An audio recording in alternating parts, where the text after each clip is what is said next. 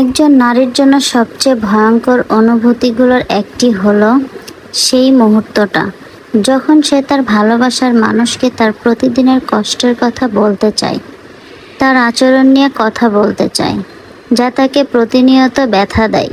কিন্তু সেই পুরুষ তার কথা শোনার বদলে রেগে যায়, উল্টো সব কিছু তার উপর চাপিয়ে দেয়।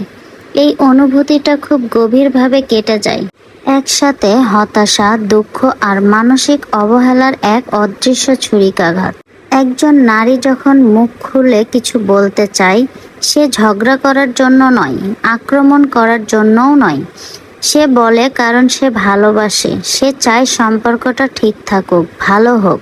সে কষ্টের জায়গা থেকে কথা বলে, আশার জায়গা থেকে কথা বলে, ভেবে নেয় হয়তো এবার সে বুঝবে, হয়তো এবার তার কথা শুনবে, হয়তো এবার সে বুঝবে এই বোঝাটা কতটা ভারী হয়ে উঠেছে তার জন্য। কিন্তু পরিবর্তে সে পায় প্রতিরোধ। পুরুষটি রেগে যায়, চিৎকার করে, ঠান্ডা হয়ে যায় কিংবা ব্যঙ্গ করে। সে নারীর কথার গভীরতা বোঝার বদলে সেটাকে এমনভাবে মোড় নেয় যে যেন ভুলটাই মেয়েটার। কি বলেছে, কেন বলেছে তা নিয়ে কথা না বলে সে কিভাবে বলেছে, কোন সময় বলেছে, তার টোন, এসব নিয়ে কথা শুরু হয়। আর ঠিক তখনই নারীর কষ্টটা চাপা পড়ে যায় তার রাগের নিচে। আর কেবল ঝগড়াটাই কষ্টদায়ক নয়, এর ভিতরের নিঃশব্দ বার্তাটাই সবচেয়ে যন্ত্রণাদায়ক। তোমার অনুভূতি গুরুত্বপূর্ণ না, তোমার কষ্টটা আমার বিরক্তির কারণ।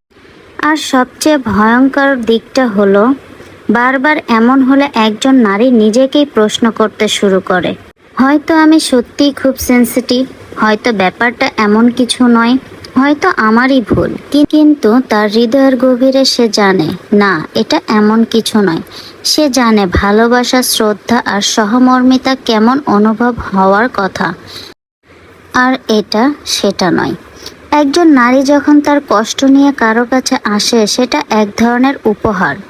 সে তখন আসলে বলতে চায়, আমি এখনো চাই এটা ঠিক হোক।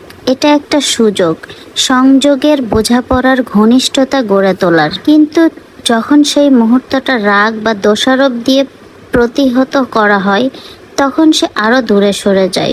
শুধু মানসিকভাবে নয়, আত্মিকভাবেও। কারণ একজন নারীর আত্মার জন্য সবচেয়ে ক্ষতিকর বিষয় হলো বারবার এই অনুভব হওয়া যে তোমার চাওয়াগুলো ভুল, শুধু তুমি ঠিকভাবে বোঝাতে পারো না। যখন তার একটাই চাওয়া, আমায় ঠিকভাবে ভালোবাসো।